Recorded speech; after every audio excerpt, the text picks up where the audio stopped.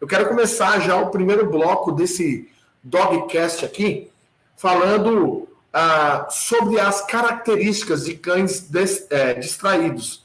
Então, a gente tem aí algumas características importantes para a gente observar.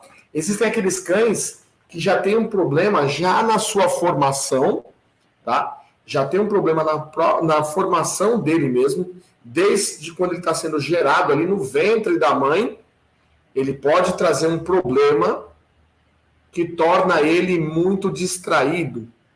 E eu vou falar sobre isso. E existem também outros cães que são distraídos por outros motivos. Tem outros motivos dele ser um cão distraído. Beleza? Então, vamos lá, vamos por partes. Então, existem cães que desde a formação tiveram problemas, beleza? Esses cães, o que acontece?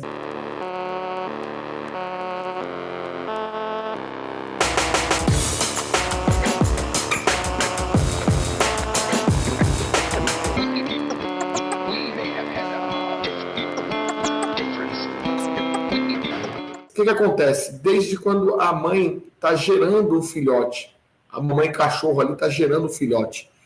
Por isso que é muito importante. Eu, por exemplo, aqui, como eu sou criador de cães também, agora eu estou dando um timing aqui no nosso projeto de criação, mas eu sou criador de pastor alemão, pastor belga malinois, e na minha criação, o que eu sempre tive o cuidado? Sempre tive o cuidado de pegar as fêmeas e quando elas acasalam, eu não deixo elas livres no nosso centro de treinamento, livres na nossa casa. Eu não deixo. Eu procuro deixar elas confinadas o máximo de tempo possível. E eu vou explicar por quê. Porque quando ela está ali formando os filhotes no útero, esses filhotes eles conseguem absorver muito daquilo que a mãe está vivenciando, daquilo que a mãe está vivendo. E o que acontece? Se ela está vivendo estresse, esforço físico excessivo, tudo isso vai comprometer no desenvolvimento aí do crescimento desse feto ali dentro dela. Então, o que acontece? Eu tenho um certo cuidado com as cadelas, depois que elas acasalam. Elas não ficam latindo sem parar no nosso portão, né, latindo para pessoas, carros, fazendo o papel de cão de guarda ali. Não, se é uma cadela que é cão de guarda aqui do meu espaço, a primeira coisa que eu faço é tirar ela dali e reservar um canil especial para ela. E eu deixo ela o máximo de tempo, ela ali fechada. E aí muitas pessoas ouvindo isso, pode falar assim, Caio, poxa, como você é cruel, vai deixar o cachorro trancado a maior parte do tempo. Não, o cachorro não foi feito para ficar trancado. Presta atenção, os meus cães, eu não sei o seu cão, né? Você que está aí do outro lado, me ouvindo pelo Dogcast, pelas plataformas de áudio, ou pelo YouTube, Facebook, Instagram, eu não sei o que significa para o seu cão quando você fecha ele em um ambiente menor, um ambiente mais fechado, mais restrito, numa zona mais restrita. Mas para os meus, eu preparo os meus cães desde muito cedo. E eles sabem que quando eles vão para uma área fechada ali, aquela área já significa para eles repouso. Já é um estímulo sinalizador que dispara o desejo deles de relaxar e dormir. Relaxar e dormir. E não estresse de prisão. O cachorro só vive estresse de prisão quando você coloca ele num lugar quando ele não sabe o significado daquilo.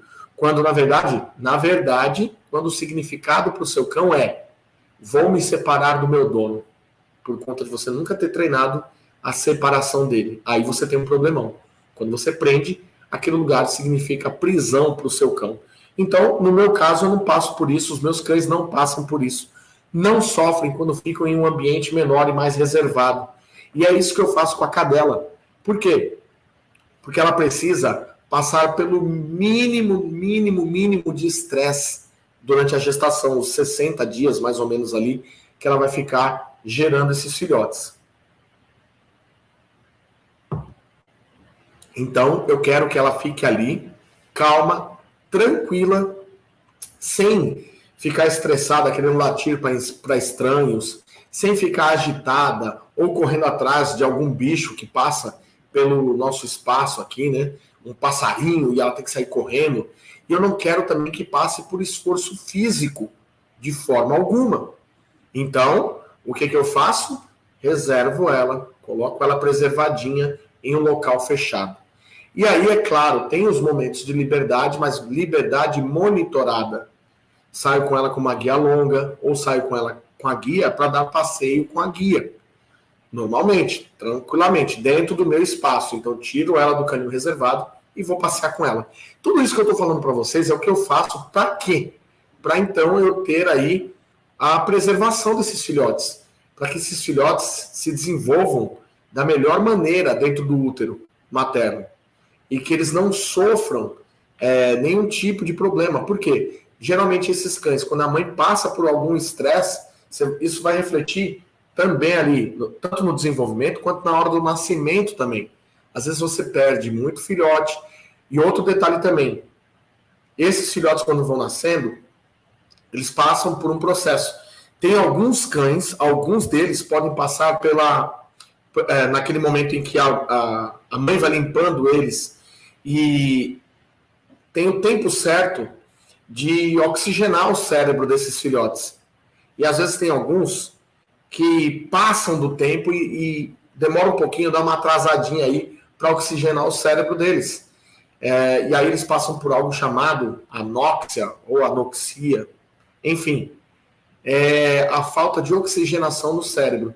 Isso também pode causar uma sequela na questão do cão no futuro ser um cão um pouco distraído. Geralmente, esses cães que passam por esse processo aí, essa dificuldade, tanto na gestação da mãe quanto no nascimento, eles podem vir a ser cães com a característica hiperdinâmica, ou seja, eles podem ser hiperdinâmicos. São cães que geralmente têm a característica de serem super agitados, têm uma alta energia, parece que eles estão sempre ligados no 220 e eles têm dificuldades aí de concentração. E aí tem um pouco dessa característica de serem um pouco distraídos também. Eu tenho todo esse cuidado para isso, para que o meu cão não venha a passar por essas sequelas e isso venha afetar na concentração deles. Isso é muito importante. Nem todo criador sabe disso, nem todo criador tem esse cuidado com as fêmeas. Existem criadores que até acabam treinando, causando certos estresses na fêmea até o último momento. E cada um tem a sua forma de cuidar. Eu prefiro preservar a minha fêmea dos estresses. Exatamente por essa explicação que eu acabei de dar para vocês. E aí, só que quando você tem um cão que passa por isso, um cão que sofre dessa característica de ser aí um cão hiperdinâmico, mesmo esses cães hiperdinâmicos, que tem uma dificuldade na concentração, é possível você treinar essa concentração. É possível você deixar ele mais concentrado. Eu mesmo, há mais de 10 anos atrás, isso em 2009, eu recebi uma cadela importada da Bélgica. Uma cadela o nome dela era Indira. E essa cadela, ela tinha essa característica. Ela era muito boa, só que ela era hiperdinâmica. Era uma cadela super agitada e com dificuldade de concentração, mas que com um bom treino nós conseguimos ainda reverter isso. Conseguimos aí fazer uma bela obediência com ela, uma cadela que andava junto, super focada, super concentrada, por conta do treino, do condicionamento que recebeu. E os segredos desses treinos aí que eu fazia com ela, eu vou também trazer para você aqui no decorrer desse Dogcast CWD 17, aqui, episódio 17. Por isso você não pode sair desse episódio, beleza? Então, tem esses cães que são hiperdinâmicos, mas você consegue, então, com um bom treino, boa técnica, boa metodologia, reverter isso e deixar eles bem condicionados com uma boa concentração. E existem também cães que vão receber influência do meio ambiente. E como isso? Bom, eles têm as experiências vividas no dia a dia. E eles vão pegando aquela experiência de, às vezes, correr atrás de um bicho, um gato, correr atrás de um pássaro, né? Corre atrás das pessoas que passam no portão, fazendo já o papel de guarda deles. O fato é que essas estimulações externas também causam distrações nos nossos cães. Isso é um fenômeno que acontece, que é natural. Isso todo cão passa, né? A maioria dos cães passam por isso. Aprendem a latir para estranhos, aprendem a latir para distrações na rua, a querer correr atrás de um bichinho, a correr atrás de um outro cão para poder se relacionar ou até mesmo para atacar, né? Quando aprende de um modo errado. Mas o fato é que é natural. Ele tem olhos, ele tem ouvidos e ele está aí exposto, tem nariz, né, por onde ele recebe aí toda a informação do meio ambiente e ali ele vai desenvolver também essas distrações. Ele pode se tornar um cão distraído também. Ou melhor ainda, as estimulações externas acabam sendo mais atraentes do que, na verdade, nós, que somos os donos, né?